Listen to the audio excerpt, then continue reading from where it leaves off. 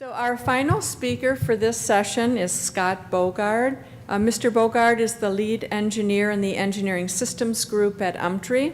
He's going to be talking about the driving data collection and the fleet device monitoring.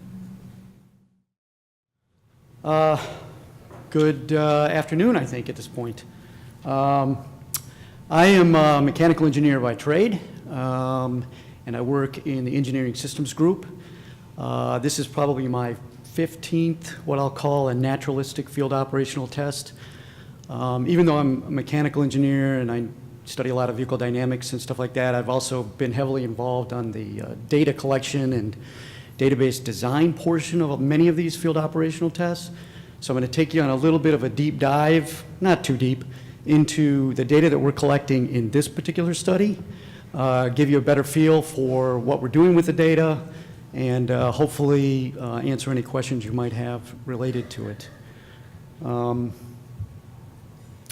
So this is kind of an overview of the data flow. Basically, we've got the 5 sites we've all talked about. Here is a picture of the dongle. I call it a dongle. Some people call it tracking devices. I don't like to call things tracking devices.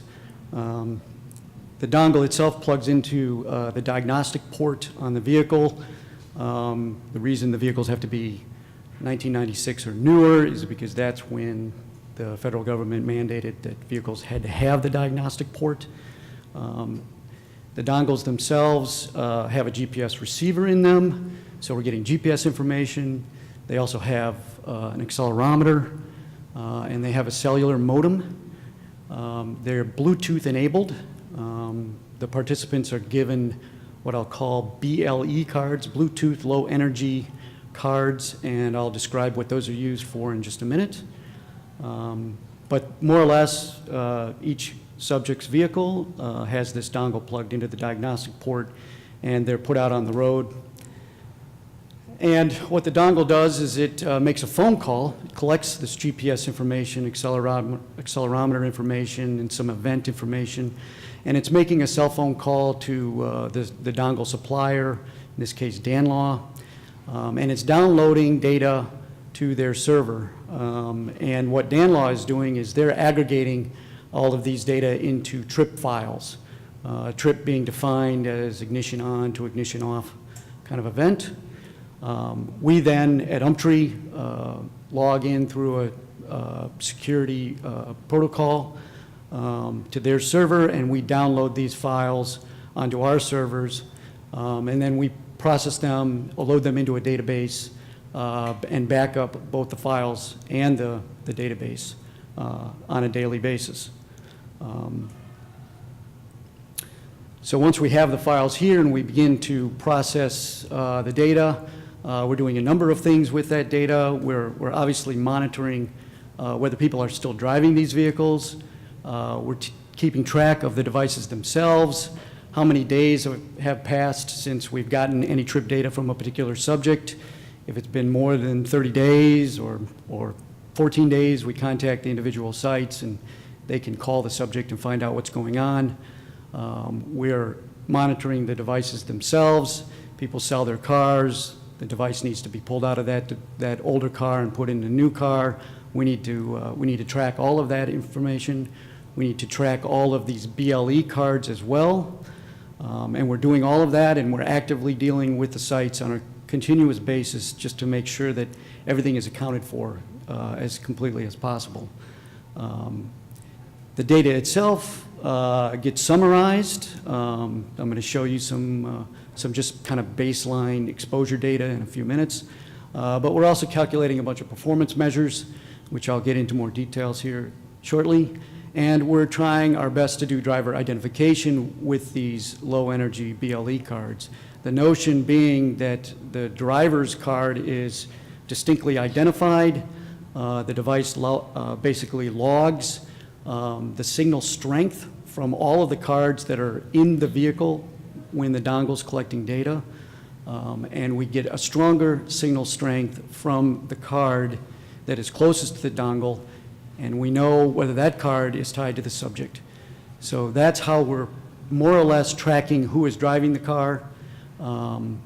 This is actually in all of the field operational tests that we've done. This is a big problem, especially when you're using people's private vehicles.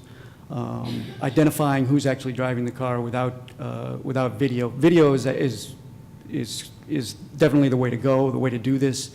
But in this case, we don't have video, so we're using these low-energy cards.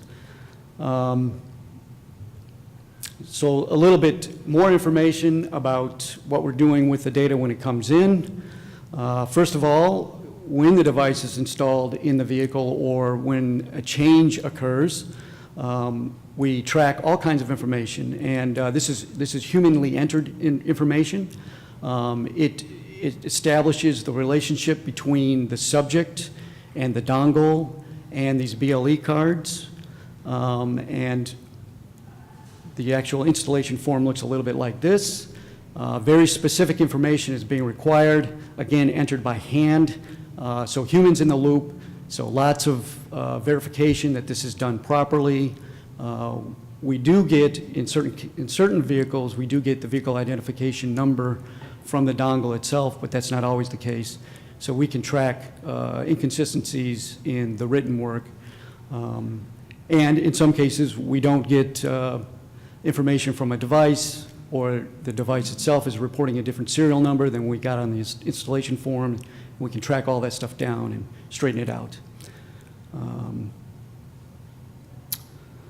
The trip files coming from the Danlaw server and being downloaded to UMTRI come in thousands per day. They're happening right now. We're processing them as they come in, loading the database. This is actually a snapshot of the server, one of the servers at UMTRI. These files aren't very big, a couple hundred kilobytes typically. The data gets put into a database, and then we begin to process the data to kind of aggregate and enhance the data set. So we tie together, the device and the subject ID. We track changes in the device. The actual data itself is the lat-long position of the vehicle and speed primarily. From that, we can derive the heading of the vehicle. We can differentiate the heading of the vehicle to derive the yaw rate, which is the rate of change of heading.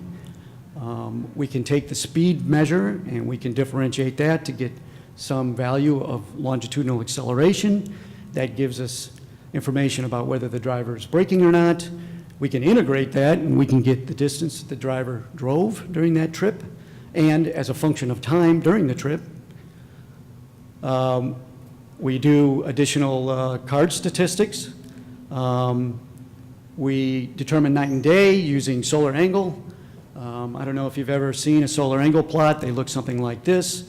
Basically, you have the time of day along the x-axis, and then you have the angle of the sun along the y-axis.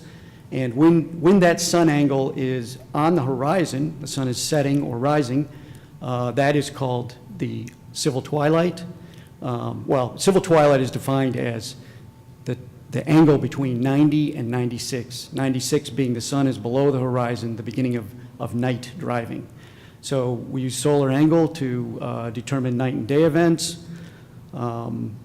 We know the start and the end of these trips, so we can cluster them together and we can figure out what I'll call home. Where is home? Where is this car parked the most? And then based on that, we can calculate distances from home.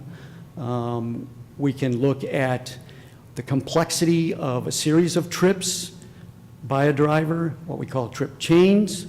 We can look for turning events because we have yaw rate now from heading. We know whether drivers are making more left-hand turns than right-hand turns. We can look at their speed in turns. And we can summarize all this information. And we can summarize it by driver. We can summarize it by region and report on it. This is basically the data dictionary for the performance measures. We have a bunch of exposure measures. How far do they go? How many trips did they make? We have a bunch of trip combination measures. How complex, how many combinations, how many trips were involved in a trip combination. We're looking at time of day, Do these drivers choose to drive during rush hour? We're looking at the distance that they travel from home and whether they drive on road types that are typically limited access, and that's mostly derived from speed information. Again, we're looking at turning behavior, and we're looking at extreme driving. How often does this driver go over 80 miles per hour?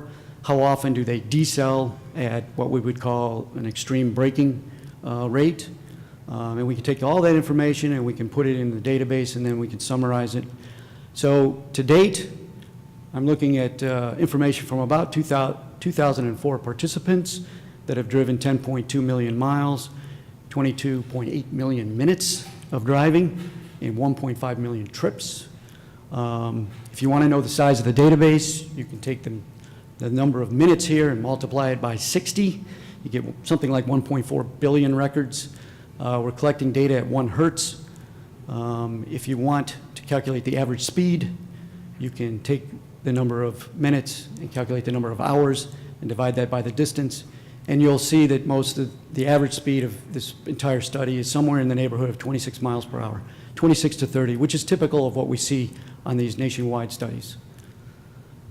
This is what it looks like in terms of miles per day, kind of aggregated as we go along. So along the bottom, you have the date. We've got a couple of places here around December. We see that the curve flattens out because we did not enroll any new subjects. We have a little bit of an anomalous data point somewhere in April, where it seems like drivers spent a lot more time out on the road. Maybe they were part of Lindsay's family and just went out for a pleasure ride that day. And then July 4th, I'm pretty sure we lost data on that particular day because there was nobody in the office.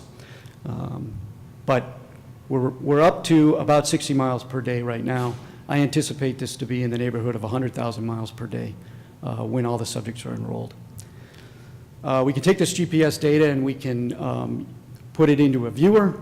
You can view the data for a particular day. You can view the data for a driver. I have stills of this viewer, but I also have a movie. The movie takes about 2 minutes. My 1 minute warning has already come up. Go ahead and show the movie. Okay.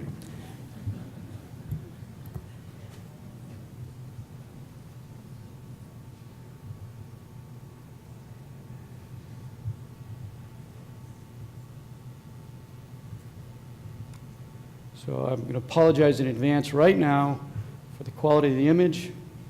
It's taken with a Samsung S3 viewing the screen. So what you're seeing are little yellow dots. Those are people out driving. All right, when those little yellow dots turn red, that means that the drivers are braking. We can see the 3 sites on kind of the eastern side of the United States, and then it's a little hard to see, but Colorado's already up, and San Diego's already up. So now we're zooming in. I slowed it down to, I think, real-time data. You can take the mouse and scroll over any one of these vehicles. Actually, I paused it, and you can get information about the vehicle. I'm going to resume playing. So this is 100 times real time. So you see these dots move around much faster than they would normally. Now I'm slowing it down to real time, and we can zoom in even further.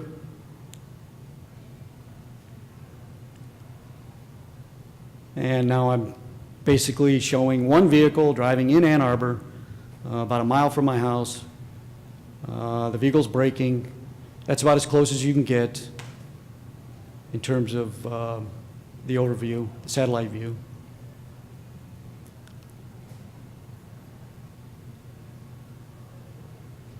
Zooming back out to the 10,000 mile view. And again, you can get information about what these subjects, who these subjects are, and what some real kind of basic fact information about their vehicles. And I'll just conclude by saying that, that was looking at data from a particular day, September 7th. You could look at data for a particular subject. You could look at the data, a whole series of trips for that subject, or you could look at Because all of this data is in a normalized relational database, you could go in and you could look at all the subjects that drove through a particular intersection in Ann Arbor, all the subjects that made left-hand turns from Huron Parkway onto Plymouth Road. And you could then go view all those events and look at their data and aggregate it, cut across this entire data set using whatever type of event you wanted to define. Thank you.